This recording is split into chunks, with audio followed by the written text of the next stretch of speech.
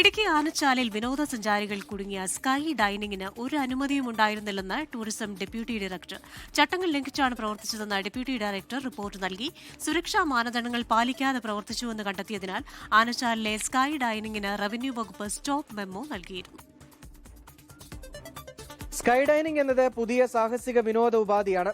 നിലവിൽ ഇത് പ്രവർത്തിപ്പിക്കുന്നതിന് ആവശ്യമായ മാനദണ്ഡങ്ങൾ രൂപീകരിച്ചിട്ടില്ല. പ്രവർത്തന മാനദണ്ഡങ്ങൾ രൂപീകരിക്കേണ്ടത് Kerala adventure tourism promotion society. നിലവിൽ മാനദണ്ഡങ്ങളില്ലാത്തതിനാൽ അനുമതി നൽകുകയും സാധ്യമല്ല. സാഹസിക വിനോദങ്ങളുടെ പട്ടികയിൽ സ്കൈ ഡൈനിങ് ഉൾപ്പെട്ടിട്ടുമില്ല. ഇതുൾപ്പെടെ ചൂണ്ടിക്കാണിച്ചാണ് Idukki tourism deputy director tourism ഡയറക്ടർക്ക് റിപ്പോർട്ട് സമർപ്പിച്ചിരിക്കുന്നത്. സതേൺ സ്കൈസ് എയ്റോ ഡൈനാമിക്സ് എന്ന സ്ഥാപനം സ്കൈ ഡൈനിങ് നടത്തിയിരുന്നത് അനധികൃതമായിട്ടായിരുന്നു എന്നത് വ്യക്തം.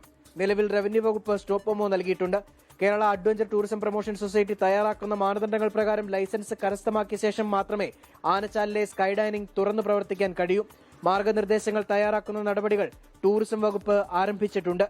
24 ഇടുക്കി. ലോകത്തെവിടെയായാലും ഏത് സമയത്തും 24 വാർത്തകളും ഓഗ്മെന്റഡ് റിയാലിറ്റി പാക്കേജുകളും എക്സ്പ്ലെയിനറുകളും വിശദമായി കാണാൻ ഞങ്ങളുടെ യൂട്യൂബ് ചാനൽ നിങ്ങൾക്ക് സബ്സ്ക്രൈബ് ചെയ്യാം.